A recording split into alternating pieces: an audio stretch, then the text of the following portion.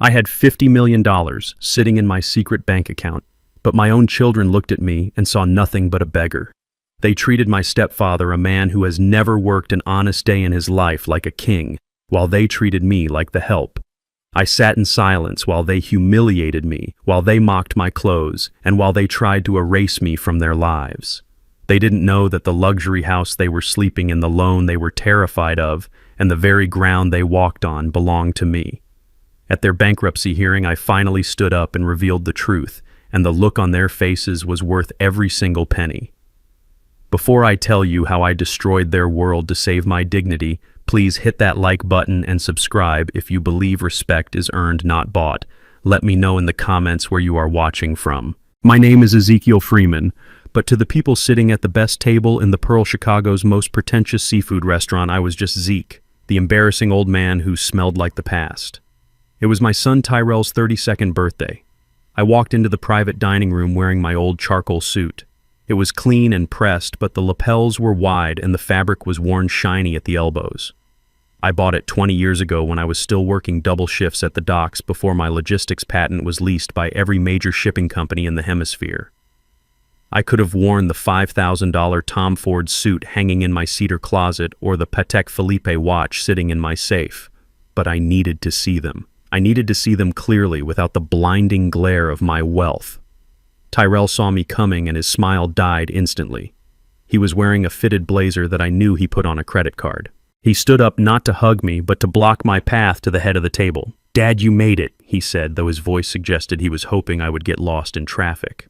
I moved toward the empty seat next to him, the place of honor for a father, but Tyrell placed a heavy hand on my chest. "Not there, Zeke," he said, dropping the title of father as if it were a heavy coat he didn't want to carry anymore. "That seat is for Bishop. He likes the view of the skyline. You can sit over there." He pointed to a small wobbly chair squeezed into the corner directly next to the swinging double doors of the kitchen. Every time a waiter walked out, I would get hit with a blast of steam and the smell of old frying oil. "Bishop is your stepfather, Tyrell," I said, keeping my voice low and steady. "I am the man who raised you." Tyrell rolled his eyes, checking his reflection in a spoon. "Bishop is the man who taught me how to dream big, Zeke. You taught me how to survive. There is a difference. Now please just sit down and try not to embarrass me. Courtney's friends are here." I sat in the wobbly chair. I watched Bishop King walk in. He was 72, 2 years older than me, but he moved with the swagger of a man who believed his own con. He was wearing a velvet jacket and a gold chain that looked heavy enough to anchor a boat. He drove a rented Bentley, but he told everyone it was a lease while his investments matured. My son lit up like a child on Christmas morning when Bishop sat down. Courtney, my daughter-in-law, sat across from me. She was a woman who lived her entire life through the lens of her phone camera. She looked at my suit and then wrinkled her nose, a small, cruel gesture she didn't bother to hide. When the waiter came around with the wine list, a bottle that cost $300, he started to pour a glass for me. Courtney reached out and covered my glass with her hand. "Oh, don't waste the vintage Cabernet on Zeke," she said loudly enough for the entire table to hear. Her voice was light, airy, and laced with arsenic. "He is not used to the good stuff. His palate is more accustomed to well tap water. Just bring him a pitcher of ice water. He will be fine." The waiter froze, looking at me with pity. I felt the heat rise in my neck, not from shame, but from a simmering rage. I could buy this restaurant. I could buy the vineyard that made this wine. My driver, Michael, was waiting 2 blocks away in a Rolls-Royce Phantom that cost more than the mortgage on Courtney's childhood home. But I simply nodded at the waiter. "Water is fine," I said. Courtney laughed, a tinkling sound that grated on my nerves. "See?" she said to her friends. "He is so simple. It is actually kind of sad. We try to help him, but some people just prefer the struggle." I took a sip of my water. I watched them eat seafood towers and steaks, racking up a bill that I knew Tyrell could not afford. I watched Bishop tell stories about real estate deals that I knew didn't exist. He talked about a development in Dubai, a resort in Mexico, millions of dollars floating in the air like smoke. Tyrell hung on every word, his eyes wide with admiration. "That is amazing," Pop Tyrell said to Bishop. "You really have the golden touch." Bishop winked, flashing a smile that had charmed a dozen investors out of their life savings. "It is all about mindset, son," Bishop said, gesturing with a forkful of lobster. "You have to dress the part to get the part. You cannot walk around looking like a tragedy and expect to be treated like a triumph." He cast a sideways glance at me. The table erupted in polite, cruel laughter. I cut my chicken quietly. I was not there to argue.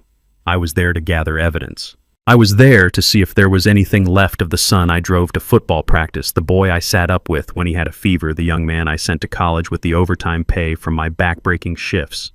Then came the gifts. Tyrell stood up and tapped his glass. "I want to make a toast," he said, "to the man who showed me what it means to be a success. To the man who stepped in and guided me when I needed a vision. To Bishop." He handed Bishop a small box. Bishop opened it to reveal a gold watch. It was flashy, likely bought on installment, but Bishop acted like he had just been crowned king. "Thank you, son," Bishop said, wiping a fake tear from his eye. "And because you have been such a good student, I have a little something for you." Bishop pulled a set of car keys from his pocket and tossed them onto the table. They landed with a heavy clatter next to the butter dish. "It is outside," Bishop announced. "A brand new Mercedes. The lease is in my name, but it is yours to drive." "You need a car that matches your ambition." Tyrell gasped. Courtney shrieked. They hugged Bishop as if he were a savior. I looked at the keys. I knew Bishop's credit score was lower than the temperature outside. That car was likely rented for the weekend or leased under a predatory subprime loan that Tyrell would end up paying for. But to them, it was magic. Then the room went quiet. Tyrell turned his gaze to me. The contrast was intentional. He wanted to highlight the difference between the stepfather who gave him a Mercedes and the biological father who drank tap water in the corner. "Well," Zeke Tyrell said, a smirk playing on his lips. "Do you have anything for me? Or did you just come for the free meal?" Courtney giggled, covering her mouth with her napkin. I reached into the inner pocket of my worn suit jacket. I felt the envelope there. Inside was a check for $50,000. It was the down payment for the house they were renting, a gift I had planned to give him to help them start building real equity. I looked at Tyrell's arrogant face. I looked at Bishop's smug grin. I looked at Courtney's disdain. I pulled my hand out of my pocket empty. "I brought you my presents," I said calmly. "And I brought you the truth, though I don't think you are ready to unwrap that gift yet." Tyrell scoffed, turning his back on me. "Typical," he muttered. "Absolutely useless. Mom was right to leave you. You are a dead weight, Zeke." He turned back to Bishop, pouring him more wine. "Let's drink to real family," Tyrell shouted.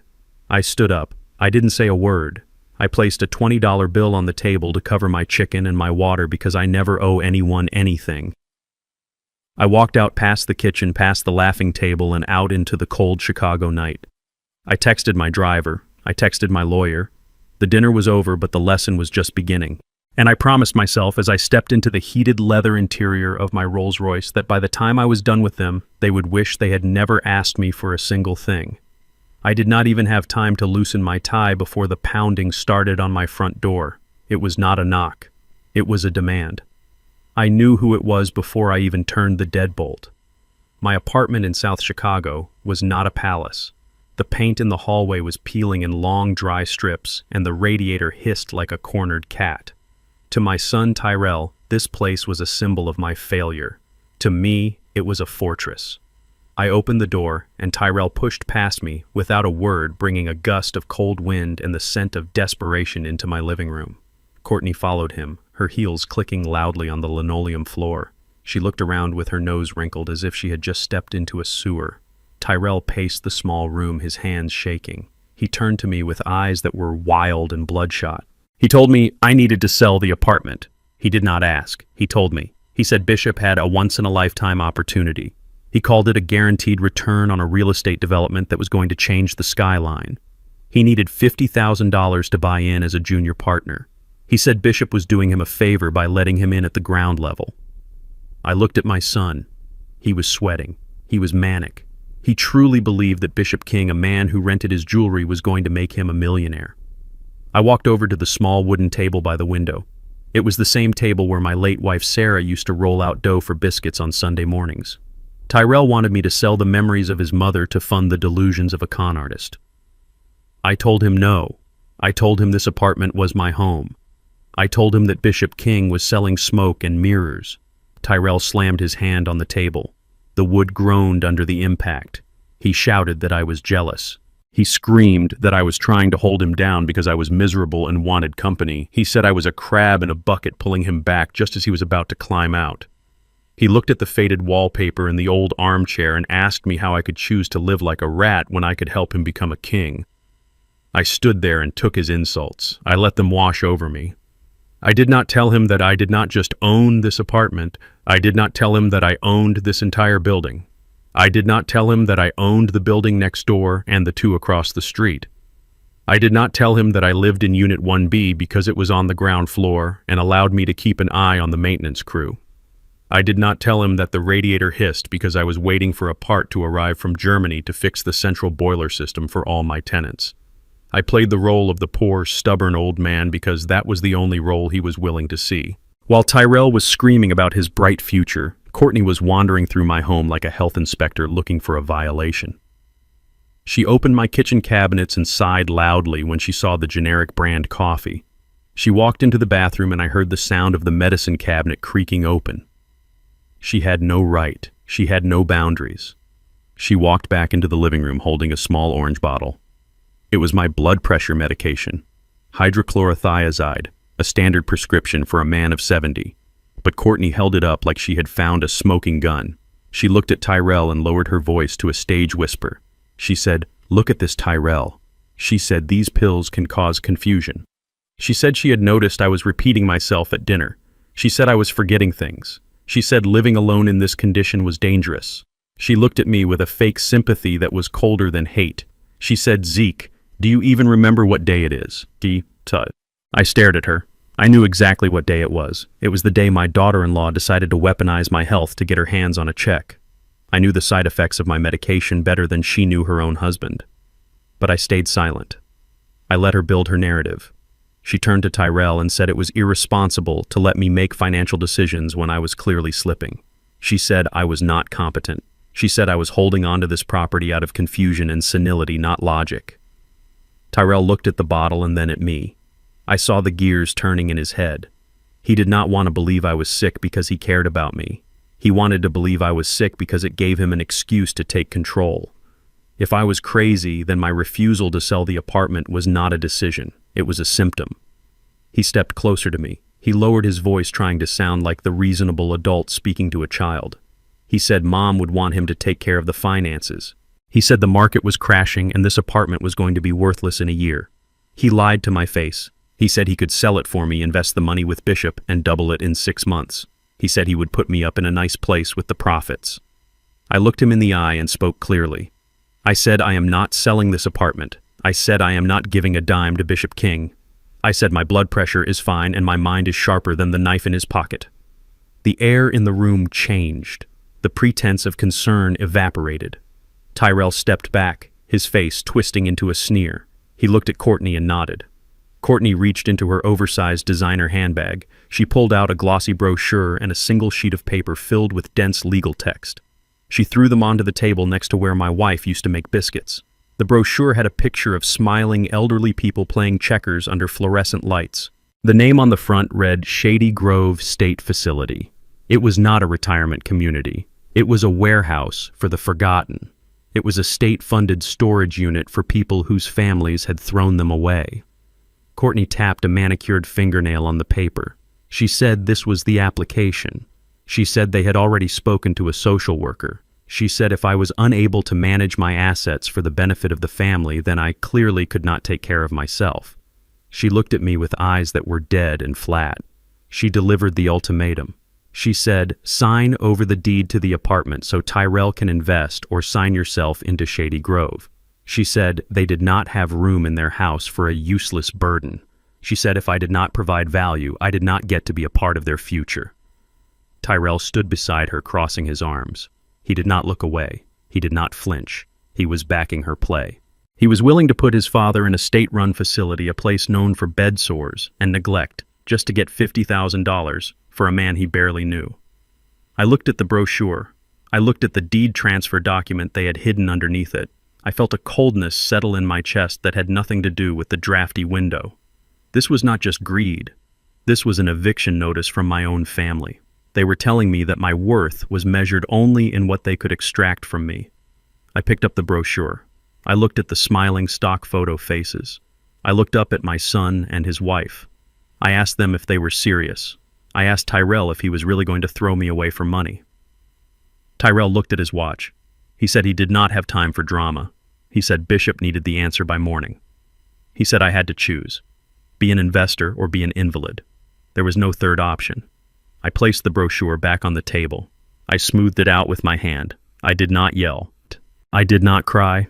I simply told them to get out of my house. Courtney laughed. It was a sharp barking sound. She said it was not going to be my house for much longer. She said they would call Adult Protective Services in the morning. She said they would tell them I was a danger to myself. She grabbed Tyrell's arm and pulled him toward the door. As they walked out, Tyrell turned back one last time. He said he hoped I enjoyed the cold because it was only going to get colder. He slammed the door so hard the plaster dust drifted down from the ceiling. I stood in the silence of my apartment. I listened to their footsteps fading down the hallway. I walked to the window and watched them get into their leased car. I waited until their taillights disappeared around the corner. Then I walked to my bedroom closet and moved the old shoebox on the top shelf. Behind it was a wall safe. I punched in the code. Inside was a ledger and a burner phone. I took out the phone. I dialed a number I had not used in years. It was time to stop being the father and start being the landlord. If they wanted to play games with property and eviction, I was going to teach them how the game was really played. The address on the business card led to a glass tower downtown, the kind of building that charged you just to breathe the lobby air. I walked past the security desk with the confidence of a man who actually owned the building across the street, though nobody here knew that. I was just Zeke in his old coat coming to beg for scraps. Or so they thought. I took the elevator to the 35th floor. The sign on the glass doors read King Global Enterprises in gold lettering that looked like it had been stuck on yesterday. Bishop King was sitting behind a desk that was too big for the room. He was wearing a suit that shimmered under the recessed lighting, and he was shouting into a phone talking about liquid assets and offshore holdings. When he saw me, he didn't hang up. He just pointed a manicured finger at the chair opposite him and kept talking for another 5 minutes. It was a power move, a cheap one. When he finally put the phone down, he didn't offer me a hand. He leaned back, lacing his fingers behind his head, and smiled the smile of a shark that just found a wounded seal. He asked me if I had come to deliver the $50,000 personally. He asked if I had finally decided to stop holding my son back. I looked at him. I told him I was not there to invest. I told him I was there to warn him. I told him that if he took a single dime from Tyrell, I would make it my life's mission to audit every second of his existence. Bishop laughed. It was a loud, ugly sound that bounced off the glass walls. He stood up and walked around the desk, leaning against the edge so he could look down on me. He called me a washed-up dock worker. He said I smelled like grease and failure. He said men like me were jealous of men like him because we were too afraid to take what we deserved. He told me I was small. He told me I was the past. Then he leaned in close enough for me to smell the expensive scotch on his breath at 10 in the morning. He dropped the bomb. He told me I was too late to stop anything. He told me Tyrell didn't need my $50,000 anymore. He said Tyrell had already proven his loyalty. He said my son had signed a second mortgage on his house yesterday afternoon. He had cashed out all the equity he had built over 5 years and wired it directly to King Global Enterprises. I felt the blood drain from my face. That house was the only stable thing Tyrell had. It was the home where my grandchildren might have lived one day. Bishop saw my reaction and grinned. He tapped my chest with his finger. He said, Tyrell is a man of vision, Zeke. He knows you have to spend money to make money. He knows his real father is the one who can make him rich, not the one who tells him to save his pennies. I did not shove his hand away. I did not shout. I did not flip the desk.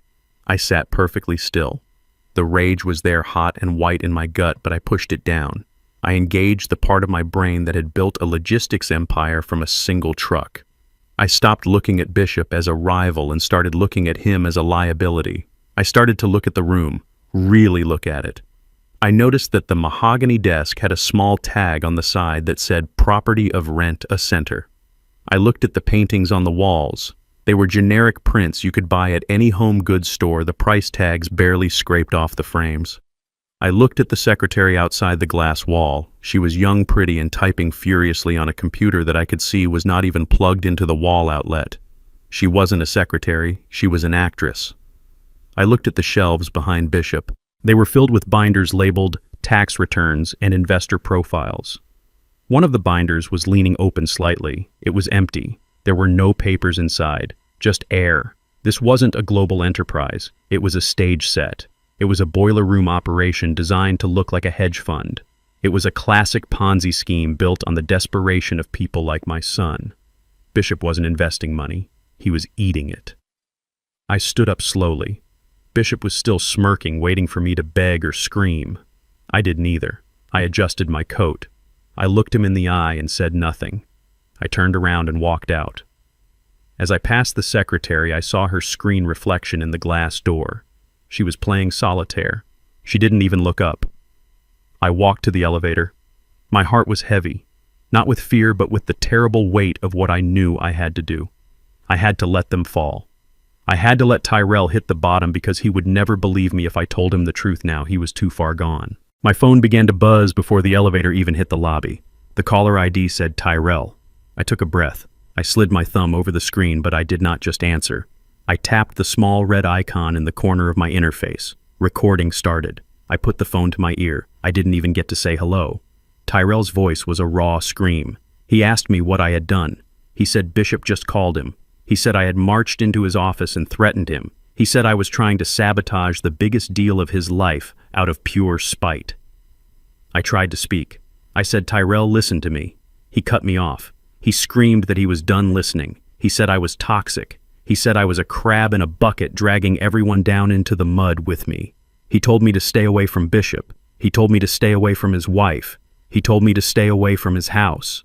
Then he said the words that severed the last thread holding us together. He said, you are not my father anymore. He said Bishop is my father now. He said Bishop believes in me. He said, do not call me. Do not come by. You are dead to me, Zeke. Just go back to your hole and die alone. The line went dead. I stood in the lobby of the glass tower, surrounded by people rushing to their jobs, people who had no idea that a man's heart had just been ripped out of his chest next to the fern planter. I looked at my phone. The recording was saved, 1 minute and 45 seconds. It was the evidence of my son's betrayal. It was the legal proof I would need when they inevitably tried to claim I was incompetent or owed them support. It was the sound of a door slamming shut forever. I put the phone in my pocket. I walked out to the curb. My driver pulled the Rolls-Royce around. I got into the back seat. I didn't cry. I poured myself a glass of sparkling water from the console. I looked out at the city I owned a piece of. I had lost a son, but I had gained clarity. Tyrell wanted a war. He wanted to worship a false idol. Fine. I would show him what a real god of industry looked like when he was angry. I tapped on the glass partition. I told my driver to take me to the bank. I had a mortgage to buy. I watched my son self-destruct in high definition through the screen of a burner phone. Over the next 3 weeks, Tyrell and Courtney did not just spend money. They lit it on fire and danced around the flames. I created a fake Instagram account just to keep an eye on the train wreck.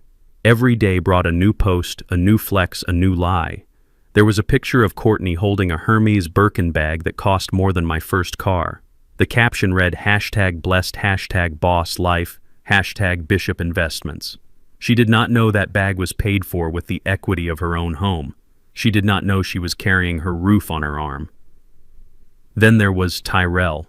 He posted a video of himself popping bottles of champagne at a club on a Tuesday night. He was shouting over the music about passive income and generational wealth. He looked manic. He looked thin. He was high on the fumes of a fantasy.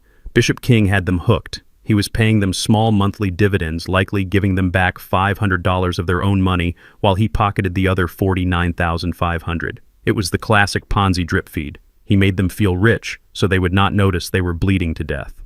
I sat in my peeling kitchen in South Chicago and drank my black coffee. I scrolled past a photo of them dining at a steakhouse, the same one where they had humiliated me. They were smiling, their teeth white and perfect, completely oblivious to the fact that the ground beneath them had already been sold. They thought they were climbing the social ladder. In reality, they were just greasing the slide to the bottom. It was painful to watch, but I did not look away. I needed to see the extent of their greed. I needed to know exactly how much rope they were using to hang themselves. When Courtney posted a story about looking for vacation homes in the Hamptons, I knew it was time to move. I put down the phone. I put on my old coat. It was time to go to work. The headquarters of Freeman Logistics is a fortress of gray stone and tinted glass on the edge of the industrial district. It does not have a flashy sign. It does not need one. The people who need to know where we are already know. I walked past the security guard at the front desk. He stood up and straightened his tie.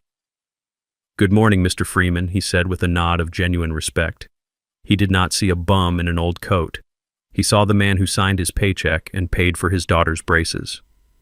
I nodded back and took the private elevator to the top floor. Mrs. Harper was waiting for me in the conference room. She was a woman of steel and mathematics, 60 years old, with eyes that could spot a decimal error from across the room.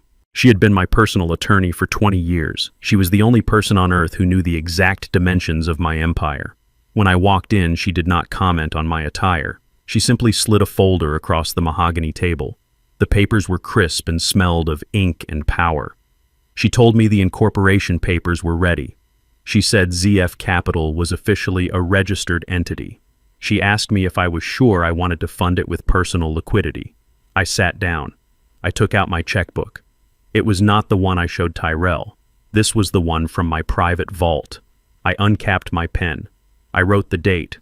I wrote the payee, ZF Capital. Then I wrote the number, 5000000, $50 million. I signed my name, Ezekiel Freeman. I slid the check back to her. I told her I had never been more sure of anything in my life. I told her this was not an investment for profit. It was an investment in justice.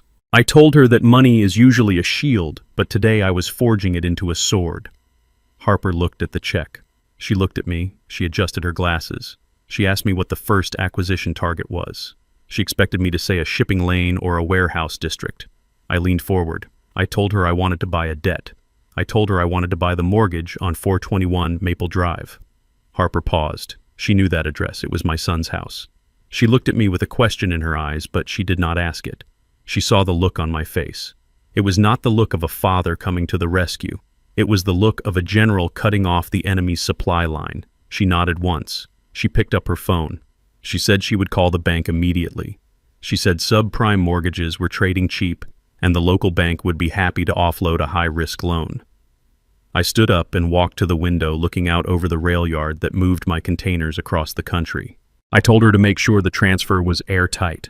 I told her I wanted the title, the deed, and the right to foreclose in my hand by the end of the week. Harper worked with the efficiency of a guillotine. 3 days later, the paperwork was on my desk. The local bank had been all too eager to sell the note on Tyrell's house. They saw a young man with maxed-out credit cards and a second mortgage taken out with a shady investment firm. To them, it was a toxic asset. To me, it was leverage. I sat in my high-back leather chair and held the document. It was heavy. It was the legal ownership of the roof over my son's head. Tyrell thought he was paying a faceless bank. He thought he was dealing with a corporate algorithm that might give him a grace period if he missed a payment. He did not know that his new landlord was the man he had called a dead weight. He did not know that ZF Capital was just me in a different suit. I looked at the terms. The interest rate on his second mortgage, the one Bishop had arranged, was predatory. It was designed to fail. Bishop had likely taken a kickback from the lender. My son was being eaten alive from both ends. I took a pen and signed the transfer agreement. It was done. I was now the silent owner of Tyrell's sanctuary. I put the document in my safe. I did not call him. I did not send a letter. I just waited. I knew Bishop's payments would stop eventually. I knew the Ponzi scheme would collapse. And when it did, when the fake dividends dried up and the real bills came due, Tyrell would stop paying his mortgage to feed his lifestyle. He would think he could get away with it for a few months. He would think he could charm the bank. But the next notice he received would not be a friendly reminder. It would be a demand for payment in full from ZF Capital. I sat back and closed my eyes. I imagined the look on his face when he realized the bank was not calling. I imagined the panic. It brought me no joy, but it brought me a cold, hard satisfaction. He wanted to cut me out of his life. He wanted to erase me. But now every time he turned on a light switch, every time he walked through his front door, he was walking on my territory. He was living in my world now. And in my world, you pay what you owe. The invitation was heavy cardstock with gold leaf lettering that flaked off if you rubbed it too hard. It announced the imminent initial public offering of King Global Enterprises. It was a celebration of a company that did not exist, held in a rented ballroom at the downtown Hyatt. that smelled faintly of industrial carpet cleaner and stale ambition. I arrived late.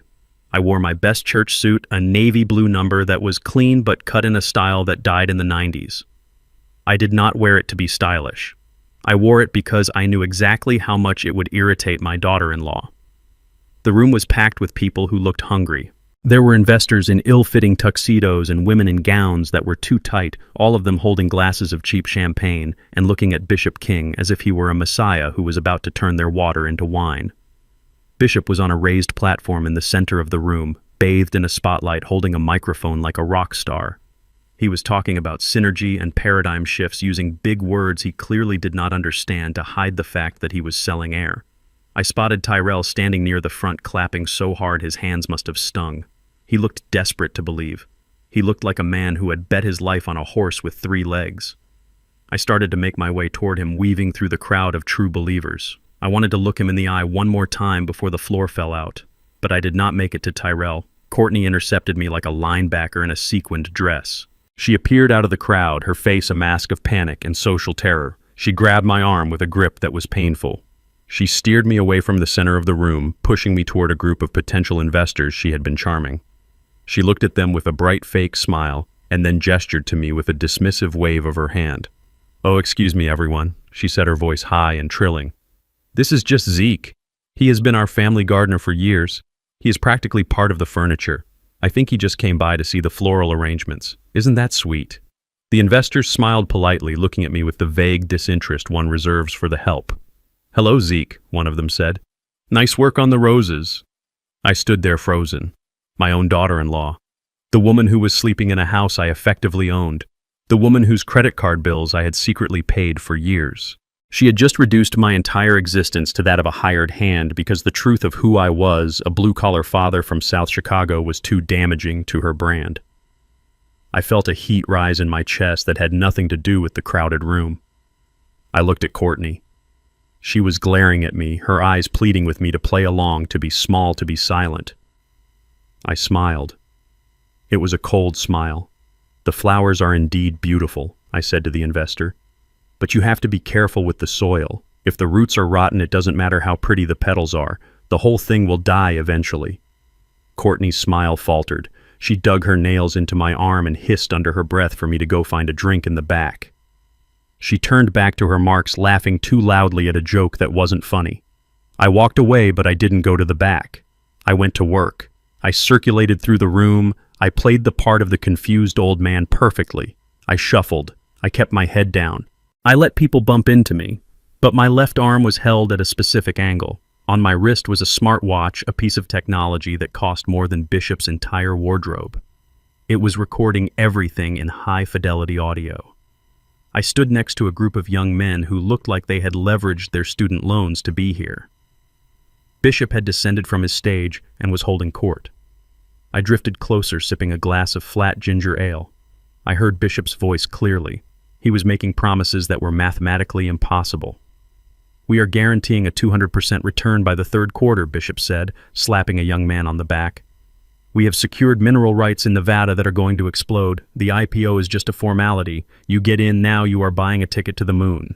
I tapped the screen on my watch. Marker added, "That was fraud. Plain and simple. You cannot guarantee returns. You definitely cannot guarantee 200% returns on mineral rights that do not exist." I moved to another group. Tyrell was there repeating the lies he had been fed.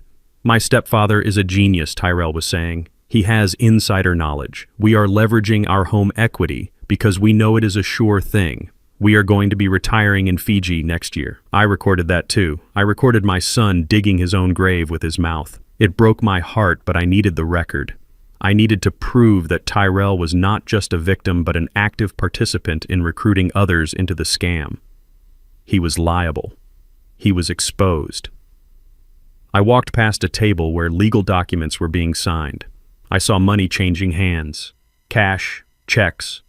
I saw the greed in people's eyes. It was a feeding frenzy. Bishop King was the shark, and my son was the chum. I had enough. The air in the room was suffocating. It smelled of cheap cologne and expensive lies. I needed to wash my face. I headed for the restrooms near the kitchen entrance, the only place where the noise of the party dulled to a thrum. I walked into the men's room. It was empty except for one man washing his hands at the sink. He was wearing a gray suit that fit too well to be off the rack. He had a haircut that was military precise. He didn't look like an investor. He looked like a shark of a different kind. I went to the sink next to him and turned on the tap. I splashed cold water on my face, trying to wash away the feeling of Courtney's hand on my arm. I looked up into the mirror. The man in the gray suit was looking at me. He didn't smile. He didn't nod. He dried his hands with a paper towel, taking his time. Then he turned to leave. As he passed me, he leaned in close. He didn't stop walking, but he spoke directly into my ear. His voice was low, flat, and terrifyingly calm. "Get him out, old-timer," he whispered. I froze. I turned to look at him. He stopped at the door, his hand on the handle. He looked back at me. His eyes were cold and hard. "Your son," he said. "Tell him to pull his money and run. Tonight. We have been building the case for 6 months. The raid is scheduled for Tuesday. It is over." He opened the door and walked out, disappearing into the noise of the party. I stood there in the silence of the tiled room. The water was still running. My heart hammered against my ribs. That was not a concerned citizen. That was the FBI. They were already here. They were inside. The timeline had just collapsed. I thought I had months to teach Tyrell a lesson. I thought I could let him fail slowly and then catch him, but I was wrong. The hammer was about to drop. If Tyrell was still listed as a partner on Tuesday, he wouldn't just lose his house. He would lose his freedom. He would go to federal prison. I looked at myself in the mirror. The gardener, the beggar, the dead weight. I turned off the water. I dried my face. I had to make a choice. I could let justice take its course and watch my son go to jail for his stupidity and greed.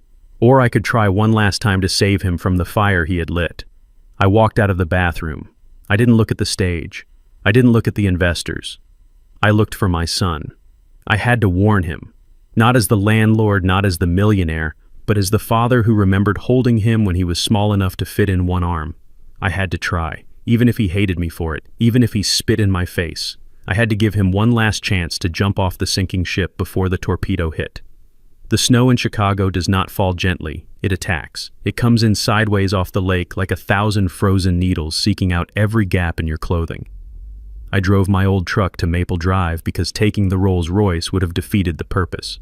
I needed to be Tyrell's father tonight, not his banker. I pulled up to the house that I technically owned. The windows were glowing with warm yellow light.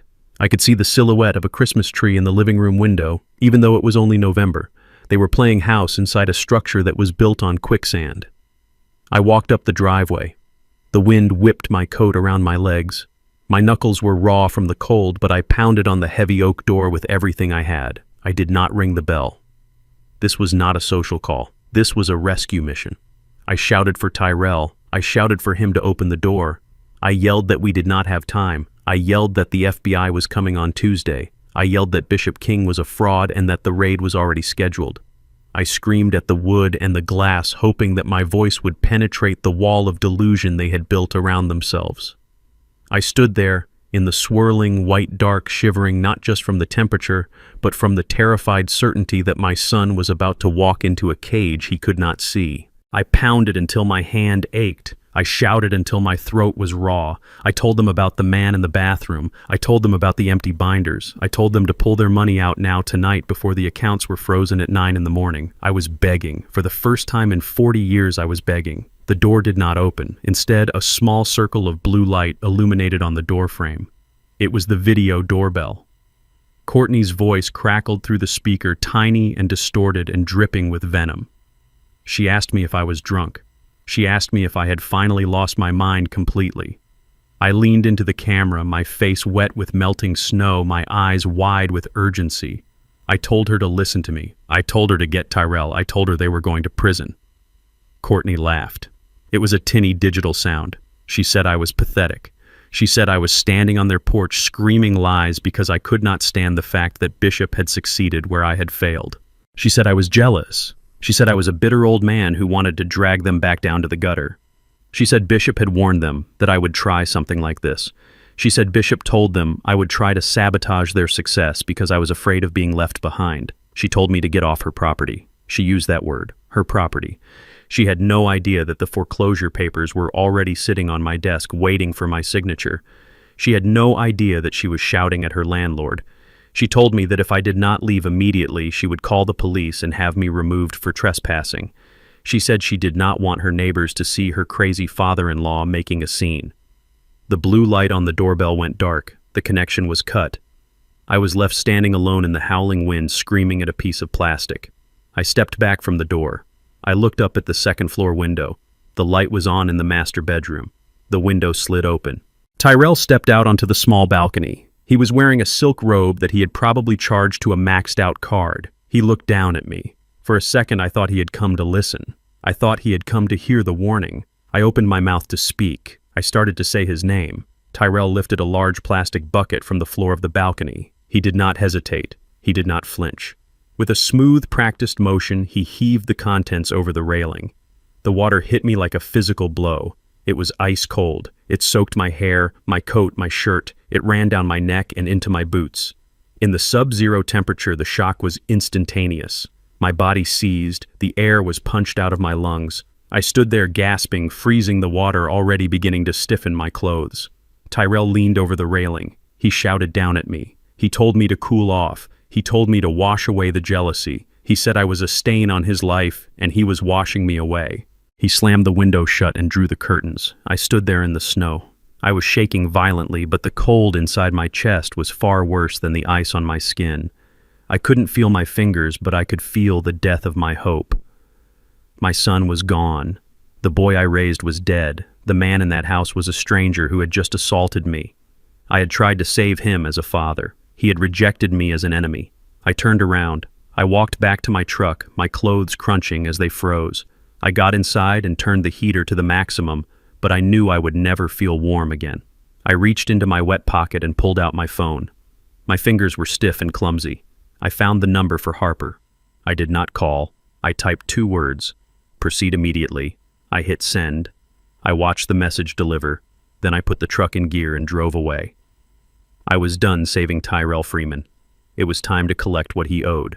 3 months passed in a silence that was heavy and cold, like the winter air settling over the lake.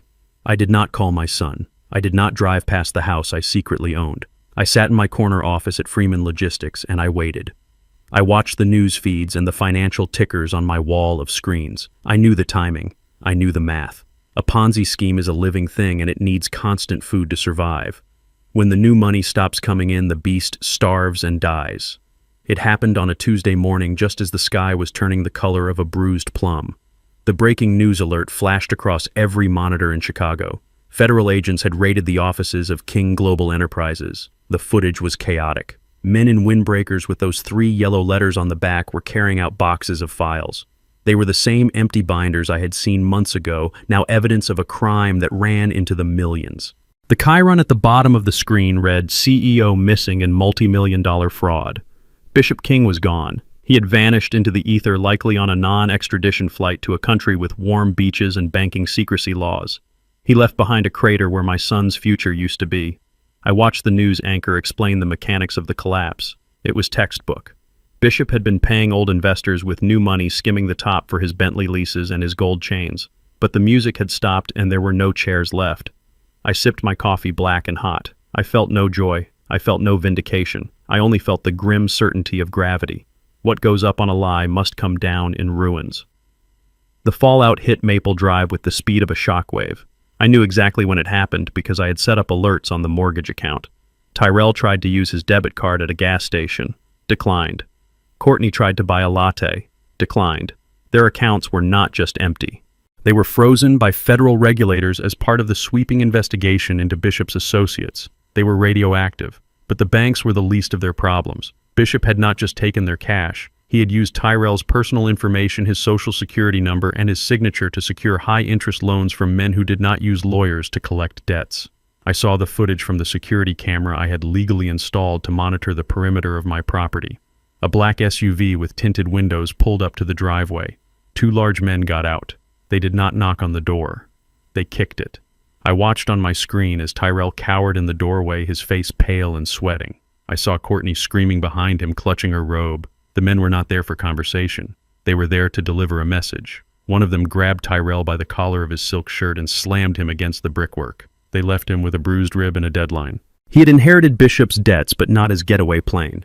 Inside the house, the panic was absolute. I could practically smell the fear through the video feed. They were trapped in a luxury cage with no food, no money, and predators circling the lawn. They called Bishop's number 100 times. It went straight to voicemail. They called their friends. No one answered. They were toxic. They were alone. They had burned every bridge they had, including the one that led to me. They sat in the dark because the power company had cut the electricity an hour ago, huddled together on a sofa they did not own in a house that was already lost. Then came the final blow. The one I delivered personally, though they did not know it came from me. I instructed Harper to send the letter. It was sent via certified mail requiring a signature. I watched on the camera as the mail carrier handed the thick envelope to a trembling Courtney. She tore it open right there on the porch, her hands shaking so hard she almost dropped the paper. It was on heavy bond paper with the letterhead ZF capital. It was not a warning. It was not a request for payment. It was a notice of default and acceleration. It stated clearly that due to non-payment and violation of the loan terms, the lender was exercising its right to foreclose. The house was no longer theirs. They had 30 days to vacate the premises, 30 days to pack their fake designer bags and their leased furniture, 30 days to find a hole to crawl into. Courtney collapsed onto the porch steps, wailing into her hands. Tyrell snatched the letter from her. He read it, his face turning the color of ash. He looked around the neighborhood, his eyes wild, looking for a savior that did not exist. He realized the walls were closing in. He realized that ZF Capital was a shark, and it smelled blood. I sat in my office miles away and closed the file. Phase 1 was complete. The eviction had begun. Desperation has a smell. It smells like cold sweat and cheap car interior. I watched my son and his wife drive back to South Chicago, not because they wanted to, but because gravity pulls trash to the lowest point. They parked their leased SUV, which was days away from repossession, in front of my building. They looked out at the peeling paint and the barred windows. A month ago they had sneered at this place. Now it was their only hope for a roof over their heads. They grabbed their overnight bags and ran to the front door like rats scurrying for a sewer grate. Tyrell jammed his old key into the lock of Unit 1B. He twisted it. Nothing happened. He twisted it harder, rattling the handle. He did not know that as a landlord, the first thing you do when a tenant becomes a liability is change the cylinders.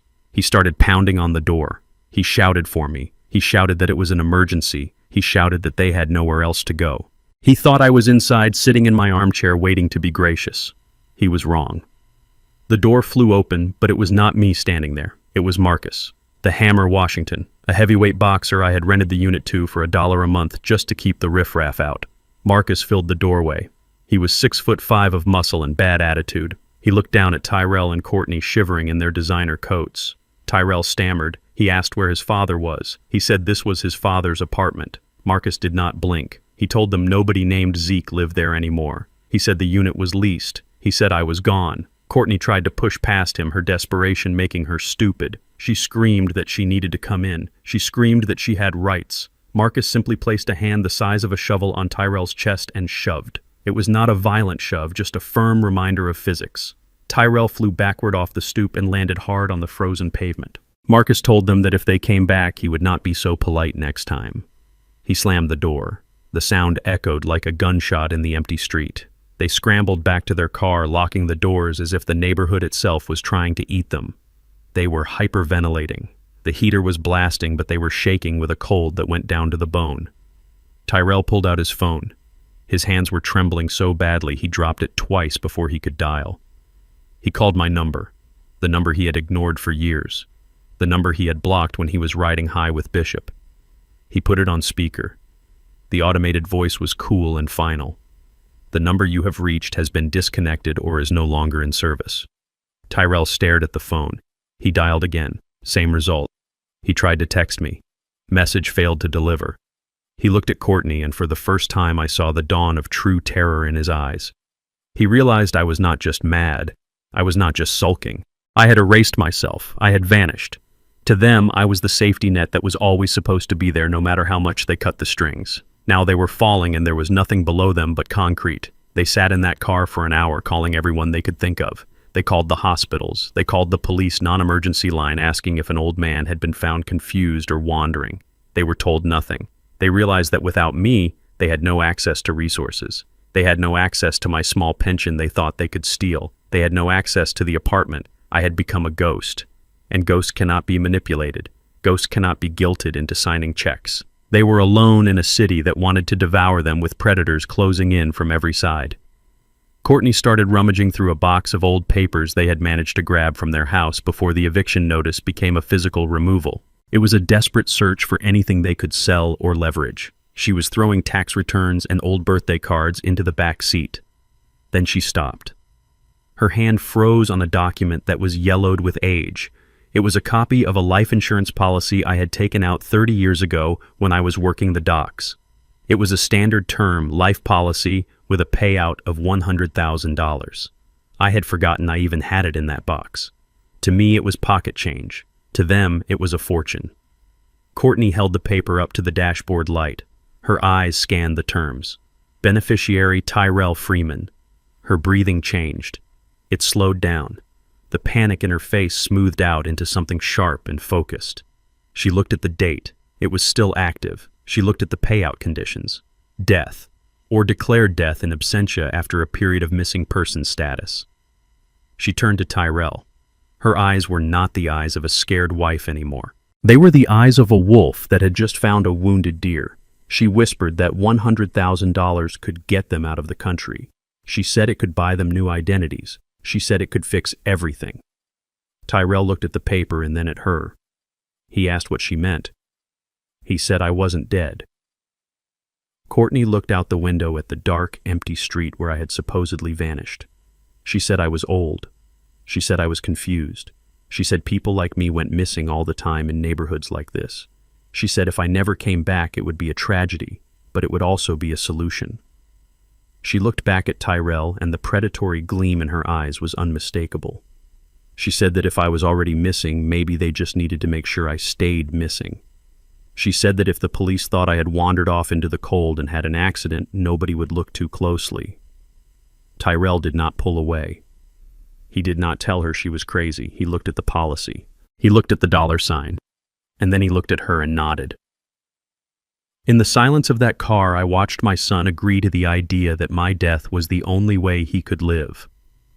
My private investigator slid a manila envelope across the mahogany desk of my hidden office. The contents were not just evidence of greed, they were evidence of a conspiracy to commit bodily harm. There were grainy telephoto shots of Courtney meeting with a man in a parked car behind a derelict strip mall. The man was Dr. Aris, a disgraced physician who had lost his license 3 years ago for running a pill mill. He was known on the street as the guy you went to when you needed a signature on a document that no ethical doctor would touch. The investigator laid out the timeline. Courtney had paid Aris $2,000 in cash she got from selling her engagement ring. In exchange, Aris was preparing a retroactive medical file. It stated that I had been showing signs of violent dementia for years. It claimed I was a danger to myself and others. It recommended immediate involuntary commitment to a state facility, but the file was just the paperwork. The physical weapon was in the receipt the investigator placed on top of the photos. It was from an online black market pharmacy.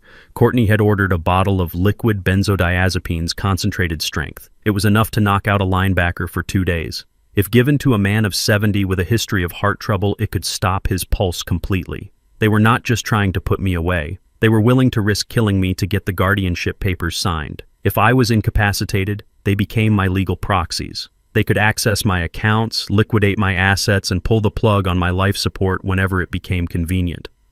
I looked at the photos of my daughter-in-law buying the chemical handcuffs she intended to put on my brain. I felt a cold rage that was sharper than any knife. They wanted to play doctor. I decided it was time to schedule an appointment. The lure came 2 days later in the form of a frantic email to my old address, which they knew I still checked on my phone. It was a forwarded message from a fake email account labeled St. Mary's Urgent Care. It claimed that my recent blood work showed markers for a rapid onset neurological event.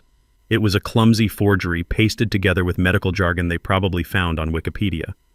Tyrell followed it up with a message to a burner number he had managed to track down, likely by going through my old phone records. He begged me to meet them. He said he wanted to make sure I was safe. He said he wanted to discuss treatment options. He said he wanted to make peace before I forgot who he was. I agreed to meet them at a diner on 47th Street, a place with high-backed booths and dim lighting. I arrived early. I did not come alone. Two of my security team were seated in the booth directly behind the one reserved for us. They were invisible to the untrained eye, just two guys eating burgers, but they were recording everything. I sat down and waited. I made sure my hands were trembling. I made sure my eyes looked unfocused. I played the part of the confused, dying old man they so desperately wanted me to be. Tyrell and Courtney arrived 10 minutes late. They looked like they hadn't slept in a week. Their clothes were wrinkled, and there was a frantic energy vibrating off them. They sat down opposite me. Courtney was overly solicitous. She reached across the table and took my hand. Her palms were sweating. She told me how worried they were. She told me the doctor said I needed immediate stabilization. She said they had found a wonderful facility where I would be taken care of. She called it a sanctuary. I knew the place she was talking about. It was a warehouse in Gary, Indiana, where they strapped patients to beds and fed them gruel. The waitress brought a pitcher of water and 3 glasses. Courtney jumped to pour. She filled my glass first. I watched her hand hover over the rim for a fraction of a second too long. I saw the tiny, clear droplet fall from her sleeve into the water. It was a sleight of hand she must have practiced in the mirror. She pushed the glass toward me with a smile that was tight and terrifying. "Drink up, Dad," she said, her voice trembling slightly. "You need to stay hydrated. The doctor said dehydration makes the confusion worse." I looked at the water. I looked at her. I looked at Tyrell. He was staring at the table, unable to meet my eyes. He knew. He was letting her do it. I reached for the glass. My hand shook violently. I knocked my fork off the table. It clattered loudly onto the tile floor. Tyrell and Courtney both flinched and looked down instinctively. In that split second of distraction, I moved. My hand steadied instantly. I switched my glass with Courtney's. The movement was a blur. By the time they looked back up, I was holding the fork and looking confused again. I picked up the glass that had been sitting in front of her. I took a long sip. "Your turn, Courtney," I said. "You look thirsty." She didn't hesitate. She was so focused on watching me die that she didn't even look at what she was holding. She grabbed the glass I had pushed toward her and drained half of it in one gulp. 10 minutes passed. We talked about the weather. We talked about my health. Then Courtney's speech began to slur. Her eyelids drooped. She giggled at nothing. The drug hit her fast and hard. Her filter evaporated. She leaned across the table and pointed a limp finger at me. "You know, Zeke," she mumbled, her head lolling to the side, "you are going to love the new place. It smells like pee, but it is cheap. So cheap. $400 a month. That leaves plenty for us." Tyrell's eyes went wide. He tried to grab her arm, but she swatted him away. She continued her confession, her voice thick and syrupy. "We are going to get guardianship, Zeke. We are going to sign the papers while you are drooling in the corner. We are going to take the house back. We are going to take the pension. We are going to take it all. You are just a useless old bag of bones anyway." She laughed, a wet gurgling sound, and then her head hit the table with a thud. She was out cold. I stopped shaking. I sat up straight. I looked at Tyrell, who was staring at his unconscious wife in horror. I pulled out a napkin and wiped my mouth. "I told you I was not thirsty, Tyrell," I said, my voice steady and cold. Tyrell looked at me. He realized then that I was not confused. He realized I was not sick. He realized he was sitting across from a man who had just outmaneuvered him without standing up. I stood up. I threw a $100 bill on the table. I told him to take her to the hospital. I told him to tell the doctors what she took. I told him I would be keeping the recording of her confession for the police. I walked out of the diner, leaving my son with a comatose wife and the realization that he had just tried to poison the only person who could have saved him. I did not call the police on my son for the poisoning attempt immediately because prison was too easy for him. I wanted him to lose everything first. I wanted him to feel the walls close in until he had no air left to breathe. Tyrell made his move 3 days after Courtney was discharged from the hospital. He walked into the office of a discount bankruptcy attorney, someone whose face was on a billboard next to the highway. He filed for Chapter 7 protection. It was a desperate gambit, but a calculated one. He knew that bankruptcy triggers an automatic stay. It stops all collection efforts. It stops the foreclosure dead in its tracks. He thought he had bought himself time. He thought he had found a loophole that would let him keep the lifestyle he had stolen. Under the homestead exemption laws, he believed he could wipe out the unsecured debts from Bishop's sharks and force the mortgage holder to renegotiate the terms. He was banking on the idea that ZF Capital was a massive faceless hedge fund in New York or London. He assumed that a fund managing billions would not waste time and expensive legal fees chasing a single residential mortgage in Chicago. He thought he was a rounding error to me. He thought he was insignificant. He did not know that ZF Capital had only one asset and one mission. He did not know that the entire board of directors was sitting in a Rolls-Royce watching him sign the papers that would seal his fate. He walked out of that lawyer's office with a strut I had not seen in months. He thought he had beaten the system. He thought he had outsmarted the bank. He went home to the house he had not paid for in months and told Courtney that everything was going to be fine. He told her they would keep the house. He told her the debts would vanish like smoke. He was celebrating a victory that was actually a confession. I sat in the conference room at Freeman Logistics with Harper. The air conditioning was humming a low, steady note. On the table between us lay the bankruptcy petition Tyrell had filed with the federal court. It was a document of pure fiction. It was not just inaccurate, it was a felony recorded in black and white. We went through the schedules line by line. Schedule A-B requires the debtor to list all personal property. Tyrell had checked none for almost every category. Under jewelry, he listed 0. I pulled up a photo on my tablet. It was taken 2 weeks ago. Tyrell was wearing a Breitling Navitimer watch. Value $8,000. Under clothing, he listed $100. I pulled up another photo. He was wearing a Gucci belt and Balenciaga sneakers worth more than my truck. Under cash on hand, he wrote $50. My investigator had photos of him withdrawing $2,000 from an ATM the day before the filing trying to hide liquid assets. He had transferred the title of the Mercedes to a friend the week before, which was a fraudulent conveyance. He had hidden Courtney's designer bags in a storage unit rented under her maiden name. He had lied about his income. He had lied about his expenses. He had signed his name under penalty of perjury declaring that he was destitute while hiding $50,000 worth of luxury goods. Harper looked at me over the rim of her glasses. She said, "This is not just a bad filing, Zeke." She said, "This is bankruptcy fraud." She said, "This is a federal crime." She said, "We have him." I looked at my son's signature on the bottom of the page. It was the same signature he had used to try and steal my identity. I nodded. I told her to proceed. I told her I did not want a settlement. I wanted a trial. Harper drafted the complaint that afternoon. She did not just file a standard objection. She filed an adversary proceeding. It is a lawsuit within the bankruptcy case. We were suing Tyrell in federal court to deny him the discharge of his debts based on fraud and concealment of assets. We attached the photos. We attached the bank records. We attached the proof of the car transfer. We built a cage out of paper and locked him inside. The process server found Tyrell at the pharmacy where he was picking up Courtney's new prescriptions. Tyrell took the thick packet of legal documents. He glanced at the cover page.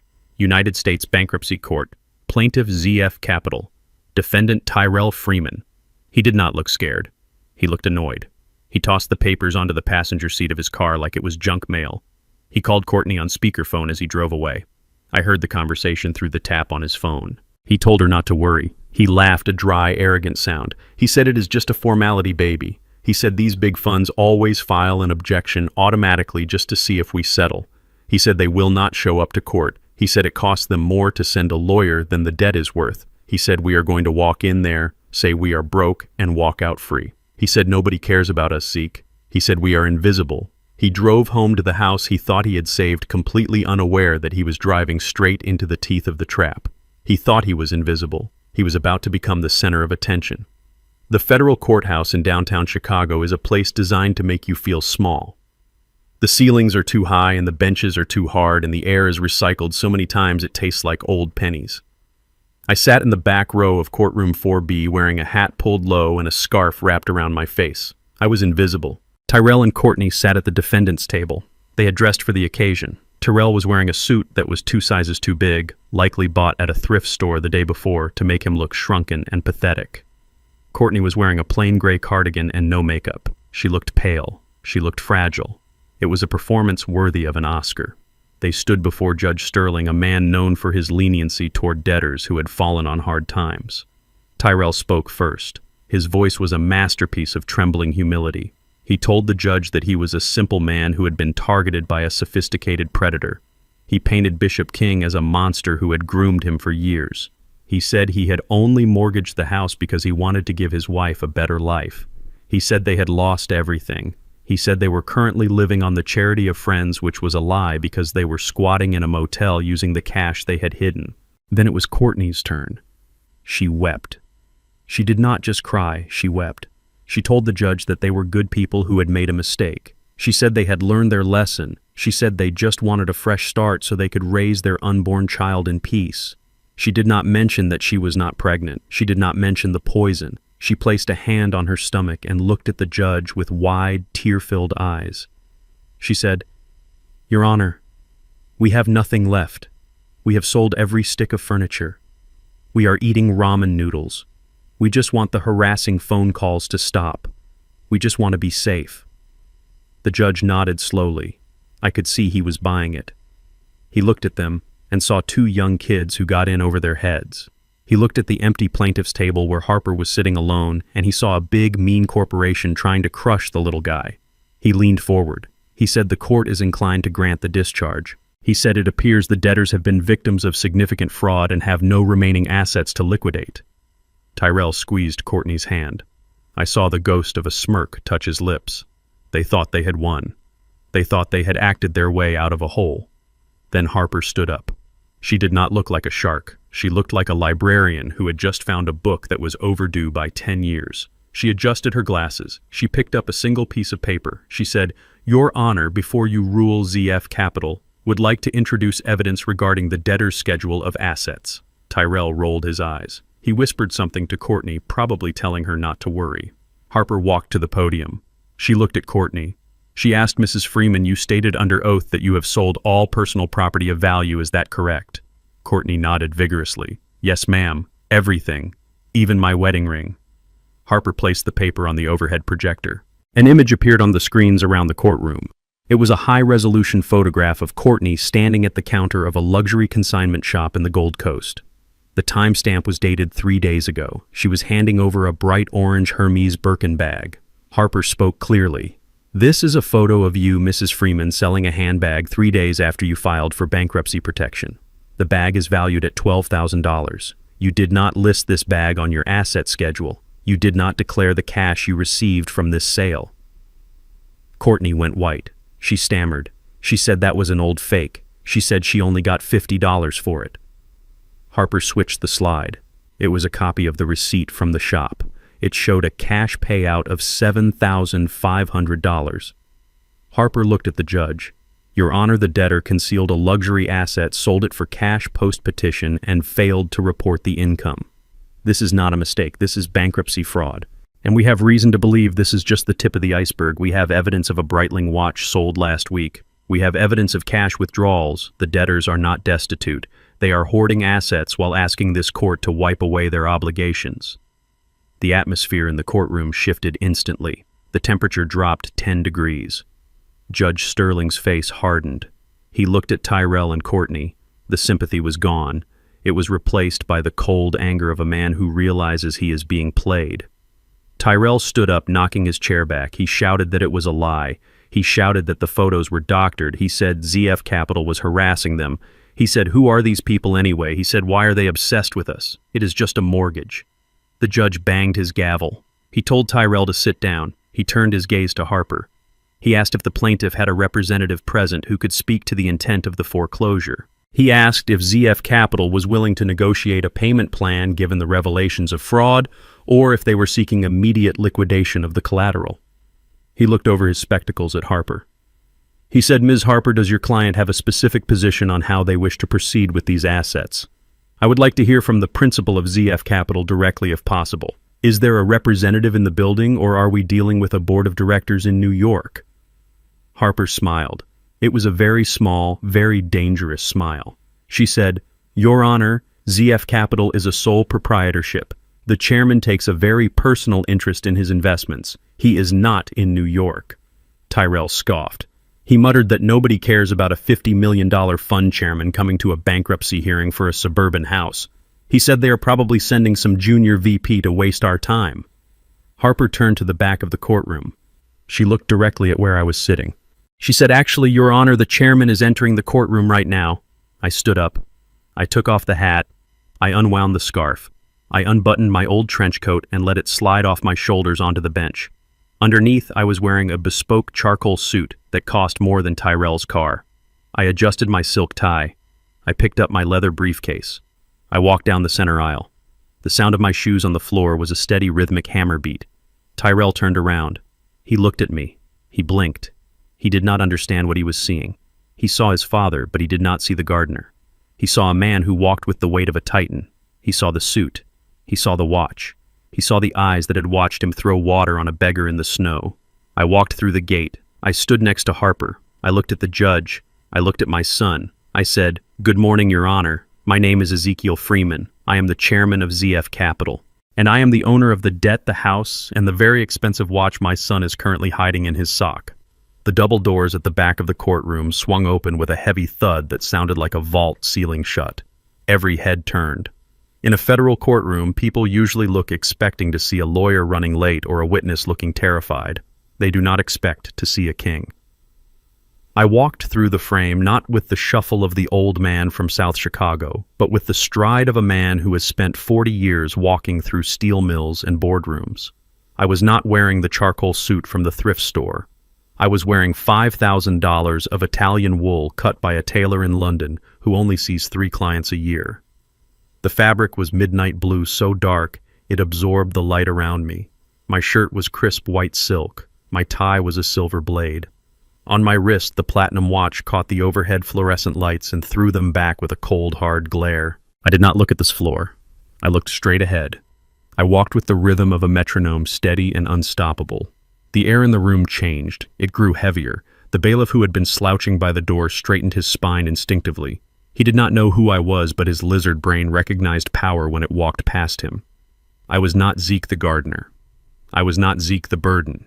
I was Ezekiel Freeman, the man who commanded a fleet of 5,000 trucks and ships that moved the world. I was the man who built an empire out of sweat and logistics. I carried a leather briefcase that cost more than the monthly rent on Tyrell's first apartment. I walked down the center aisle and the sound of my heels on the marble floor was the only noise in the room. Tyrell turned in his seat. His eyes widened until I thought they might split. He blinked rapidly, trying to process the visual data that his brain was rejecting. He saw his father, but the context was wrong. It was like seeing a lion walking down a grocery aisle. His arrogance, which had been shaken but not broken by the proceedings, suddenly turned into a frantic confusion. He stood up so fast his chair skidded backward with a screech that made the stenographer wince. He stepped into the aisle, blocking my path. He looked at my suit. He looked at my face. He laughed, a nervous, high-pitched sound that bordered on hysteria. He asked me what I was doing here. He hissed at me to leave. He said, "Dad, you are confused." He said, "This is a federal court, not a church basement." He said I was going to get arrested for loitering. He looked at the judge and waved his hand dismissively. He said, "Your Honor, please forgive him." He said, "My father is senile." He said he wanders off. He said he thinks he is important, but he is just a retired janitor. He reached out to grab my arm to steer me toward the exit, just like Courtney had done at the party. He thought he could handle me. He thought I was frail. I did not stop walking. I did not flinch. When his hand reached for my lapel, I didn't even look at it. I simply kept moving with the momentum of a freight train. I walked right through his space. He had to stumble backward to avoid being trampled. He tripped over his own feet and fell against the wooden railing of the gallery. He looked up at me from the floor, his mouth agape, his face flushing with humiliation. I did not look down at him. He was beneath my notice. I walked past the defense table where Courtney was staring at me with her hand over her mouth, her eyes darting between my shoes and my face, trying to calculate the cost of my outfit. I walked past the witness stand. I approached the plaintiff's table. Harper stood up immediately. She did not look surprised. She looked vindicated. She pulled out the heavy oak chair at the head of the table. I sat down. I placed my briefcase on the table. I unlocked the brass latches with 2 sharp clicks that sounded like gunshots in the silent room. I adjusted my cuffs. I folded my hands on the table. Tyrell scrambled to his feet. He looked at the judge. He pointed at me. He shouted that this was a farce. He shouted that I had no business sitting there. He shouted that I was mentally incompetent and needed to be removed by security. Judge Sterling banged his gavel. He ordered the defendant to sit down and be silent or be held in contempt. Tyrell collapsed into his chair, breathing hard, his eyes fixed on me with a mixture of fear and fury. The judge turned his gaze to me. He looked over his spectacles. He studied my suit. He studied my demeanor. He saw the man who was not supposed to be there. He asked clearly for the record if I was the representative for the creditor ZF Capital. I leaned forward. I grasped the neck of the microphone. I pulled it closer. The feedback whined for a split second before settling into a low hum. I looked across the aisle. I looked directly into the eyes of my son. I saw the moment the realization hit him. I saw the moment the bottom fell out of his world. I did not blink. I spoke with the voice that had negotiated mergers and broken strikes. My voice was deep, resonant, and absolutely cold. I said, "Good morning, Your Honor. There appears to be a significant misunderstanding regarding the identity of the plaintiff. The defendant knows me only as a retired laborer. He knows me as a man with no assets. He knows me as a beggar he threw water on in the snow. But that is not who I am. My name is Ezekiel Freeman. I am the founder and chairman of ZF Capital. I am the owner of the mortgage on 421 Maple Drive, and I am the creditor who has come to collect the debt from his own son." The silence that followed my declaration was not empty, it was heavy with the sudden crushing weight of reality. The air conditioner hummed, but no one breathed. Tyrell stood frozen in the aisle, his mouth opening and closing like a fish on a dock. He looked from my face to the judge, and back again, waiting for the punchline of a joke that was not coming. Harper stood up and placed a thick bound document on the judge's bench. It was not a mortgage deed. It was a consolidated financial statement audited by one of the Big Four accounting firms. Judge Sterling put on his reading glasses. He flipped the page. He stopped. He looked up at me over the rim of his spectacles, his eyebrows raising in genuine surprise. He read the number aloud for the record. $50 million in verified assets. The murmur that swept through the gallery was like a wave hitting the shore. Tyrell gripped the railing of the gallery box, his knuckles turning white. He looked at me with a hunger that was terrifying to behold. He did not see his father anymore. He saw a lottery ticket he had thrown in the trash. I stood up and buttoned my jacket. I looked at my son. I told the court about the Freeman optimization algorithm. I told them how 20 years ago I sat at the kitchen table night after night drawing diagrams on napkins trying to figure out how to make shipping containers move faster through bottleneck ports. I told them how a teenage Tyrell had laughed at me. I told them how he had called my work useless scribbles and told me I should get a real job like a manager at a retail store. I told them that those useless scribbles were now the industry standard for global logistics. I told them that every time a ship docked in Los Angeles or Rotterdam or Shanghai, my algorithm determined where the boxes went. I told them that the patent he mocked was currently generating royalties that paid for the building we were standing in. I saw the realization hit him. He had grown up in the shadow of a giant and had mistaken it for darkness. He had spent his life chasing the illusion of wealth from a con man while the real empire was being built in the room next door. I nodded to Harper. She tapped a key on her laptop. The large screens mounted on the walls of the courtroom flickered to life. The video was grainy at first, the night vision camera struggling with the low light and the driving snow. But the audio was crystal clear. The sound of the wind howling through the microphone filled the room, making the jurors pull their coats tighter. Then came the voice. My voice. Hoarse and desperate. I was begging my son to listen. I was warning him about the FBI. I was trying to save him. Then the camera angle shifted. It showed the second-floor balcony of the house on Maple Drive. It showed Tyrell stepping out in his silk robe. The contrast between the warm light spilling from the bedroom and the freezing darkness outside was stark. The court watched in horrified silence as my son lifted the heavy plastic bucket. They watched him heave the water over the railing. They heard the splash. They saw me stagger back, the ice water soaking my coat instantly. They heard Tyrell's laughter. They heard him tell me to wash away the jealousy. They heard him tell me to freeze.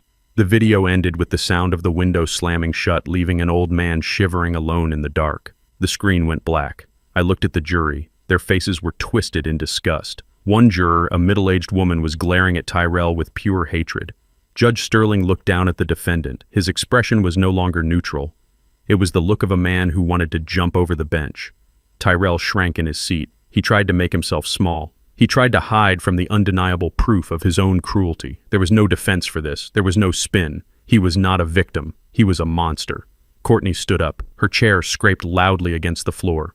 She was trembling violently, her face a mask of panic and calculation. She looked at the judge, and then she looked at me. She burst into tears, but they were the dry, heaving sobs of someone who has been caught, not someone who is sorry. She stammered. She pointed a shaking finger at Tyrell and then at me. She said, "Dad, we did not know. She said you never told us. She said if we had known you had money, we never would have worried so much. She said we only wanted what was best for you. She said we were trying to protect you because we thought you were vulnerable. She said everything we did was out of love and concern for your well-being." She looked at me with pleading eyes, begging me to accept the lie one last time. She wanted me to be the benevolent patriarch who smoothed everything over with a check. I looked at her. I let a small, cold smile touch my lips. I leaned into the microphone. My voice was soft, but it carried to every corner of the room. I asked her if poisoning me was her idea of protection.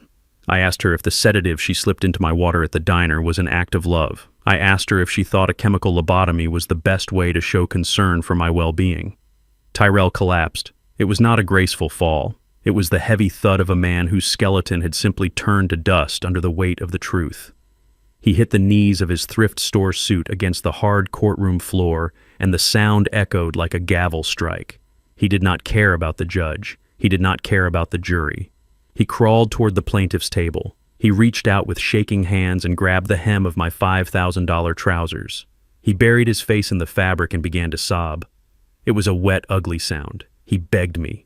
He called me Dad. He said he was sorry over and over again until the words lost their meaning and became just noise. He said it was all Bishop. He said Bishop had brainwashed him.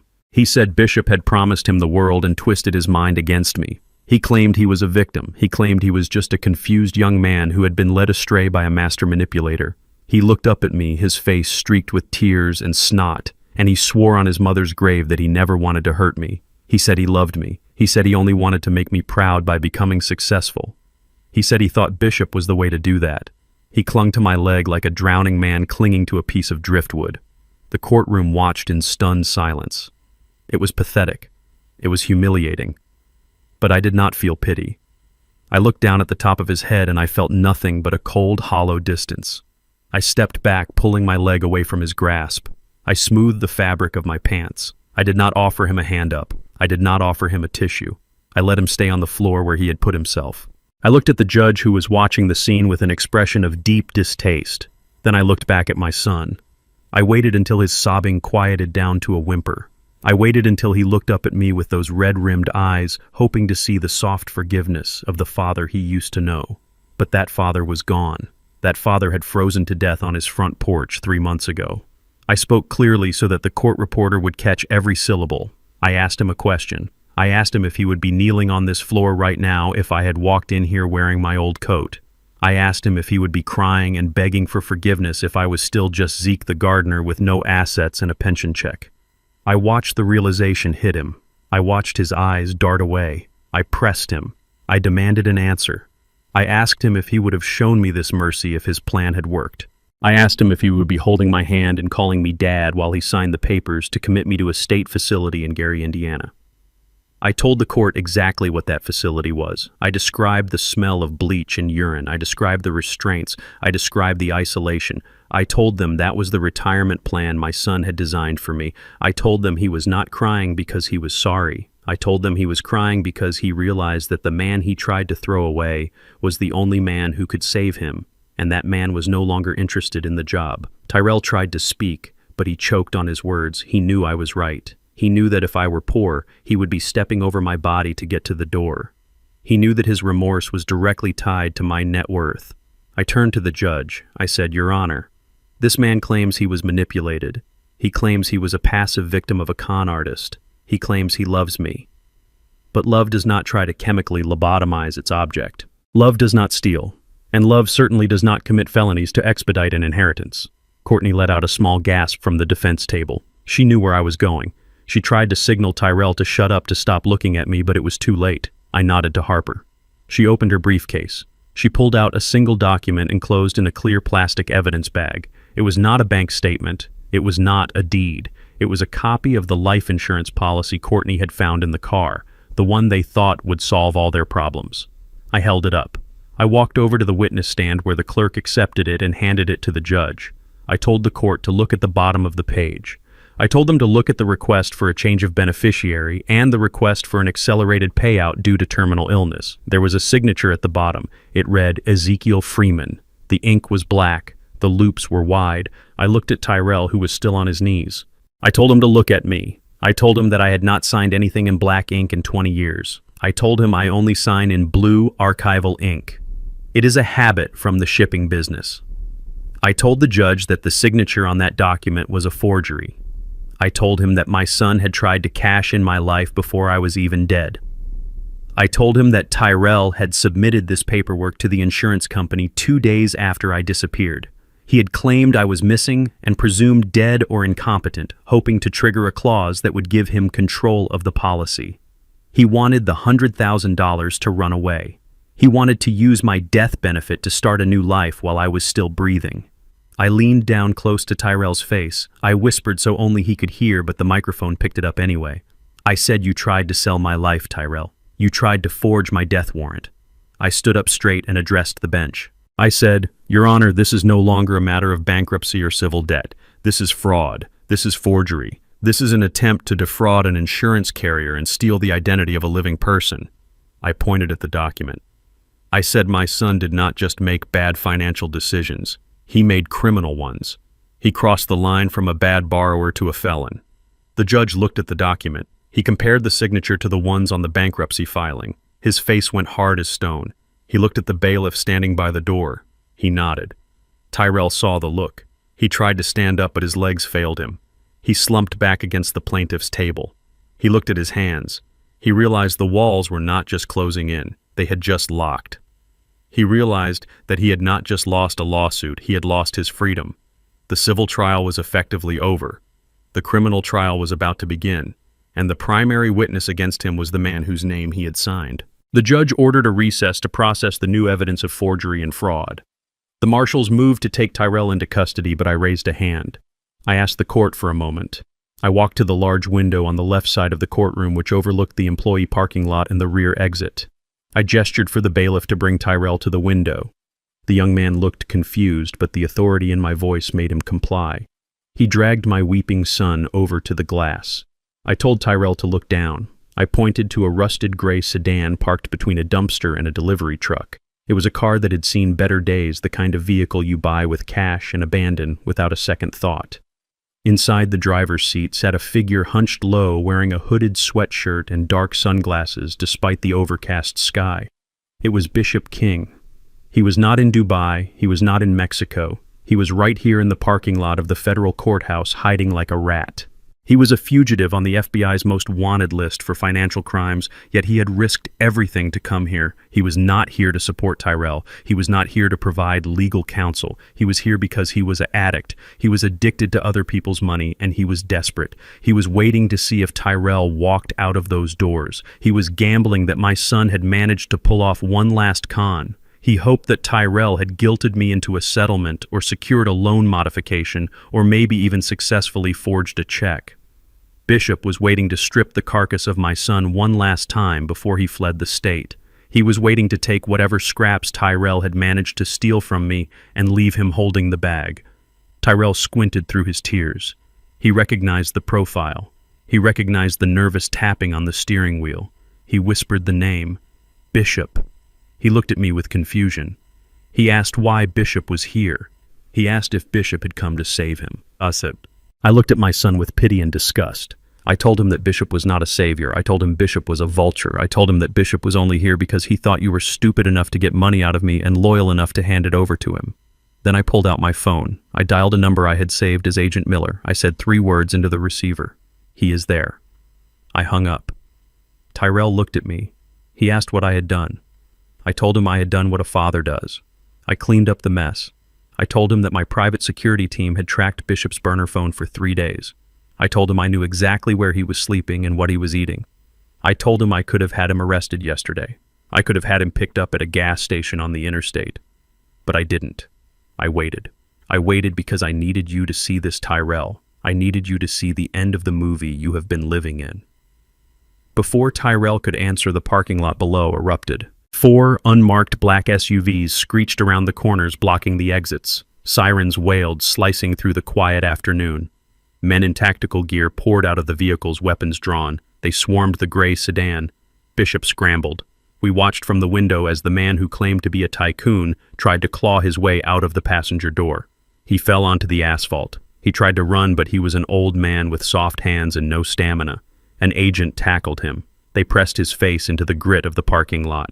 We watched as they stripped the sunglasses off his face. We watched as they tied his hands behind his back. We watched them pull a bag from the trunk of his car, a bag that likely contained the last of the money he had stolen from families just like ours. Tyrell watched in silence. His body was shaking. He was watching his god fall. He was watching the man he had put above me get treated like common street trash. The marshals in the courtroom received a signal. They opened the side doors to lead Tyrell down to the transport van. I followed them. I wanted to be there on the pavement. I wanted to hear what Bishop had to say. We walked out the side exit just as the agents were hauling Bishop toward their vehicle. He looked wild. His hair was a mess. His clothes were dirty. He looked up and saw us standing on the steps. He saw me in my bespoke suit looking down at him, and he saw Tyrell in handcuffs looking broken and small. The recognition on Bishop's face turned instantly to a feral rage. He did not look at me. He looked at Tyrell. He did not ask if Tyrell was okay. He lunged against the agents, spitting fury. He screamed at my son. His voice was a raw tear in the air. "You stupid fool, Tyrell," he yelled. "You useless idiot." Tyrell flinched as if he had been struck. He looked at Bishop with wide, pleading eyes. He whispered, "Pop."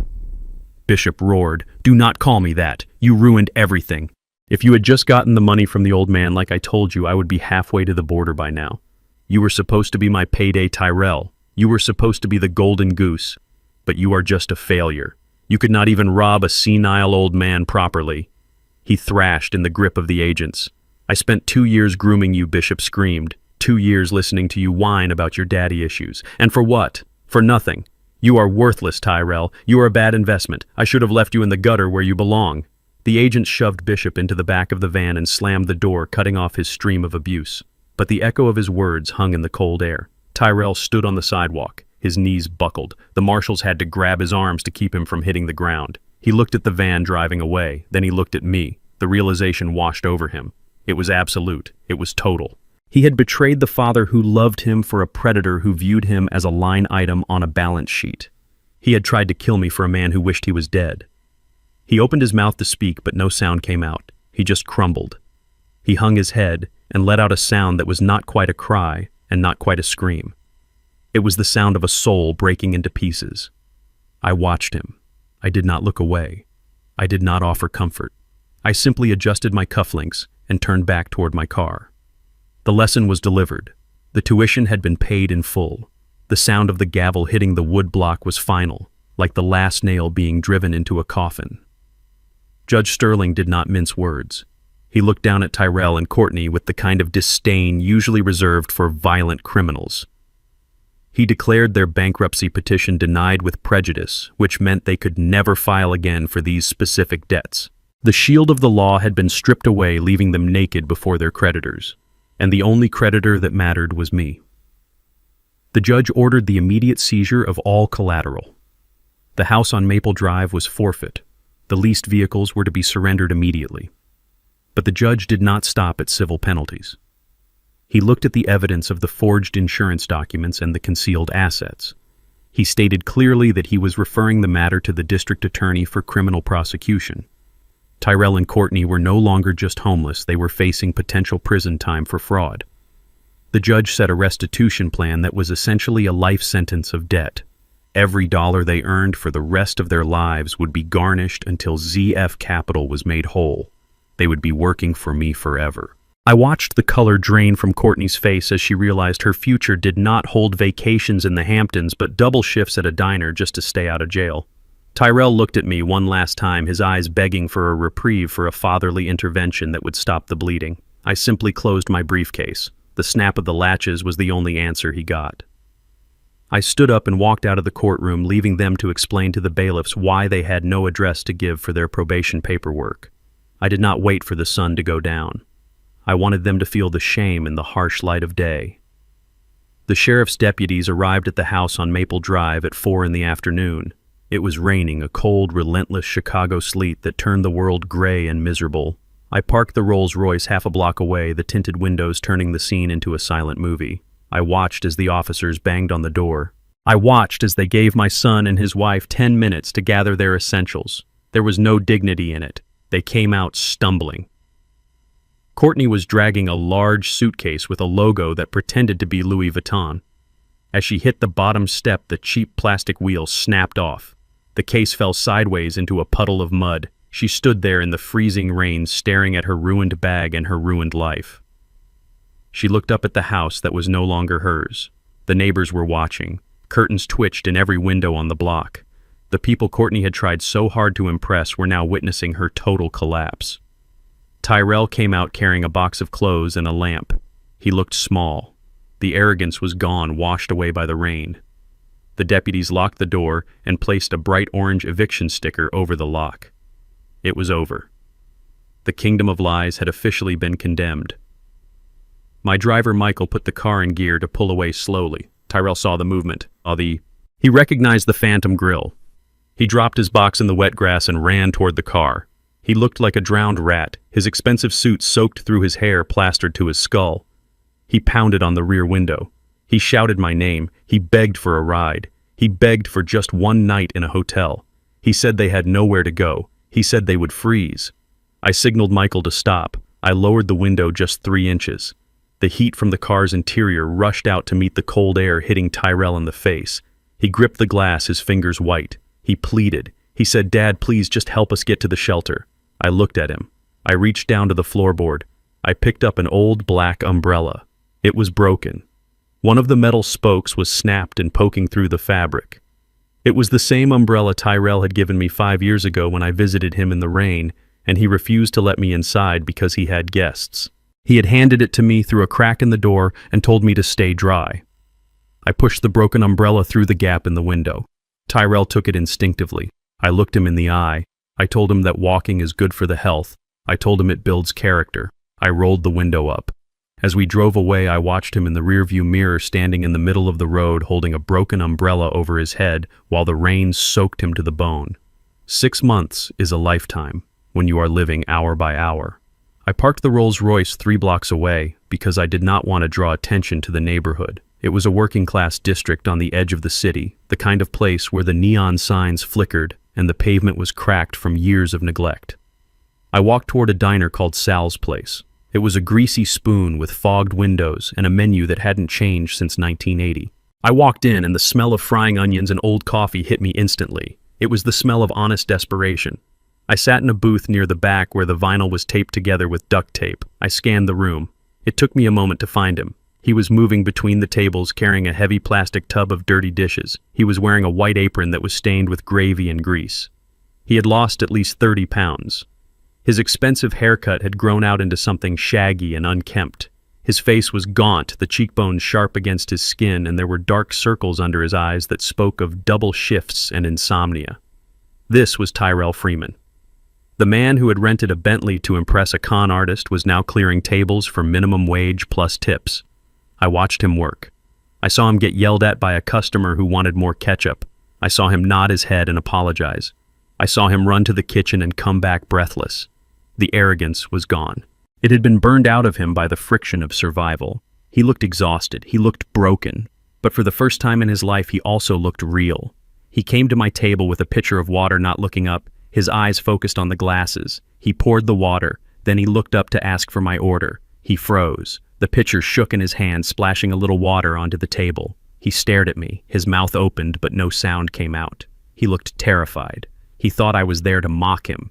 He thought I was there to twist the knife. He looked at his dirty apron and then at my suit. He swallowed hard, his Adam's apple bobbing in his thin throat. He didn't say a word. He just waited. I didn't smile. I didn't offer a greeting. I picked up the sticky laminated menu. I ordered a meatloaf sandwich and a black coffee.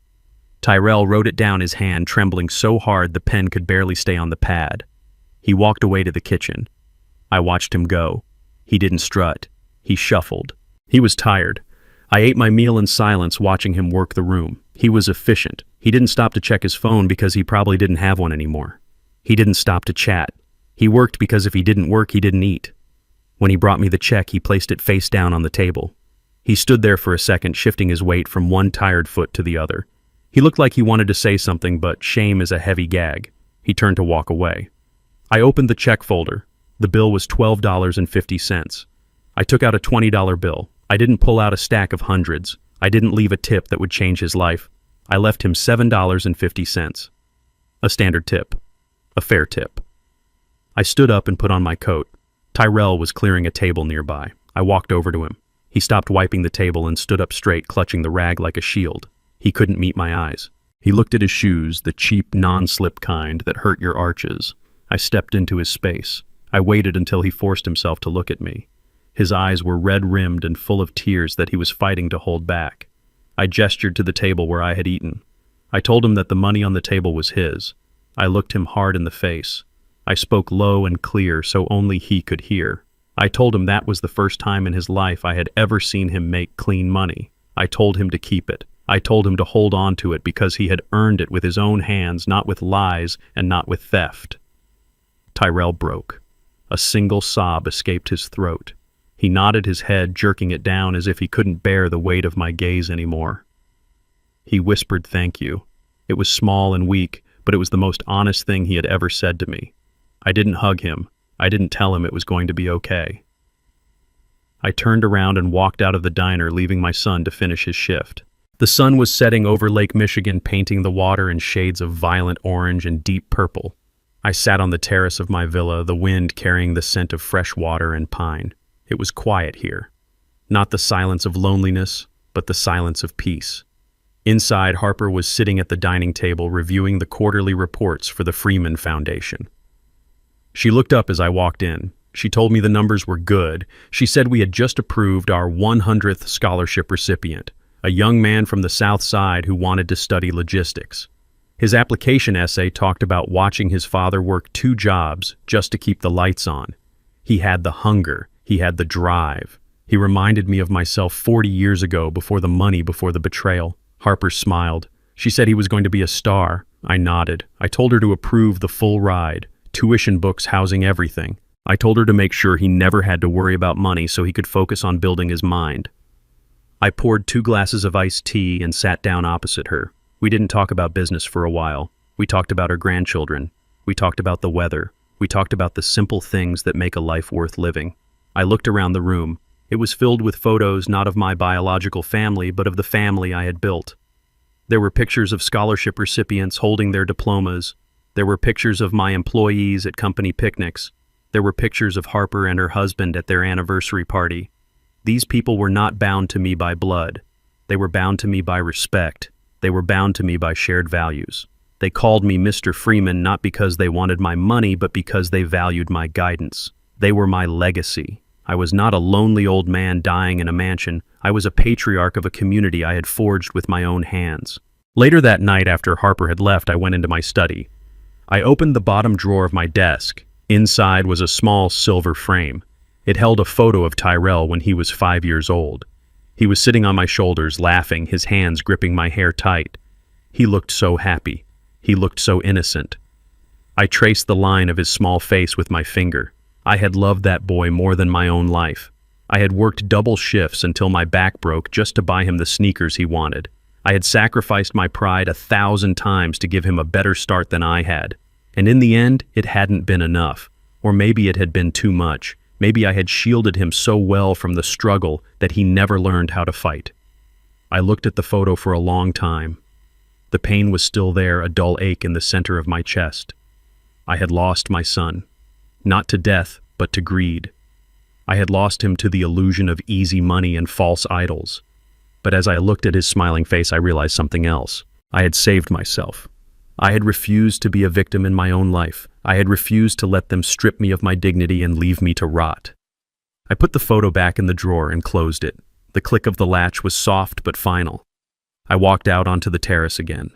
The stars were out now, bright and cold against the black sky. I took a deep breath of the night air. It tasted clean. It tasted like freedom. I had paid a high price for this peace. $50 million was a lot of money, but the cost of the truth was even higher. It cost me my family. It cost me my heart. But standing there looking out at the dark water, I knew it was a bargain. I had bought back my self-respect. I had bought back my future. And that was a truth worth every single penny. I turned off the lights and went inside, ready for whatever tomorrow would bring. I learned that you cannot buy respect, but you can certainly buy your freedom. My son thought wealth was about flashing watches and driving leased cars, but real wealth is the ability to walk away from people who drain your soul, even if they share your blood. It took me 70 years to realize that I didn't need their validation. I needed my own self-respect. To anyone watching this who feels trapped by toxic family obligations or undervalued by those they sacrificed for, do not set yourself on fire just to keep others warm. Sometimes the most loving thing a father can do is let his children fall so they can finally learn how to stand on their own 2 feet. If you enjoyed this story of justice and redemption, please hit the like button and subscribe to the channel for more. Let me know in the comments below, would you have given Tyrell another chance, or did he get exactly what he deserved?